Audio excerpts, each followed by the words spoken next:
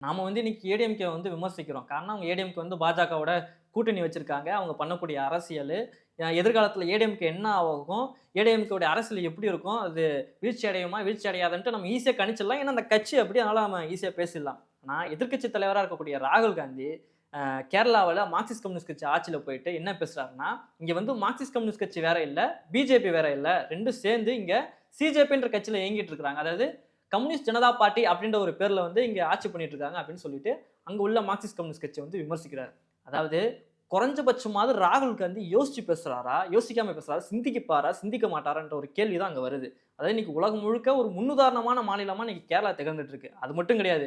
அங்குள்ள Marxist communist கட்சி பிஜேபிய, RSS மதவாதத்தை பயங்கர வலுவா இருக்கக்கூடிய இடத்துல அங்க உள்ள மார்க்சிஸ்ட் கம்யூனிஸ்ட் கட்சி இருக்காங்க. அங்க போயிட்டு இந்த வார்த்தையை பேசலாமா? இப்படி ஒரு விமர்சனம் வைக்கலாமா? சரி, இந்த விமர்சனத்துக்கு ஏற்றவாறா காங்கிரஸ் நடந்துக்குதா? ராகுல் காந்தி நடந்துக்கிறான்னு பார்ப்போமா? ஒடிசாவுல 3 எம்எல்ஏ ராஜ்யசபா தேர்தல்ல பாஜக ஆதரவா ஓட்டு போட்டாங்க. காங்கிரஸ்க்கு ஆதரவா போட்ட எம்எல்ஏ யார் தெரியுமா? மார்க்சிஸ்ட் கம்யூனிஸ்ட் கட்சியை சேர்ந்த ஒரு எம்எல்ஏ. இது ராகுல் காந்திக்கு தெரியுமா தெரியாதா? சரி, அங்க கூட விடுங்க.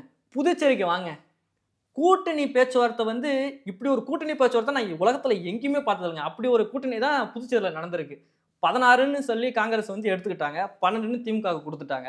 திமுக பாருங்க அதுல 1 சிபிஐக்கு கொடுக்க வேண்டியதை அதையும் சேர்த்துக்கிட்டு 13 அவங்க நின்னாங்க. இந்த 2 பேருமே பிரிச்சுக்கிட்டு மீண்டும் திமுக எதிர்த்து காங்கிரஸ் போட்டியிடுது. திமுக காங்கிரஸ் திமுக எதிர்த்து போட்டியிடுது. என்ன நடக்குது இங்க? இதுக்கெல்லாமே காரணம் காங்கிரஸ்.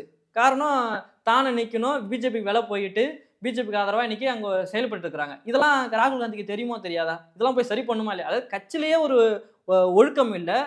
கட்சி எடுக்கக்கூடிய முடிவுக்கு கட்டுப்படுறது இல்ல. அப்படி ஒரு கட்சியை வச்சுக்கிட்டு நீ கேரளால போயிட்டு இப்படி பேசுறது சரியா?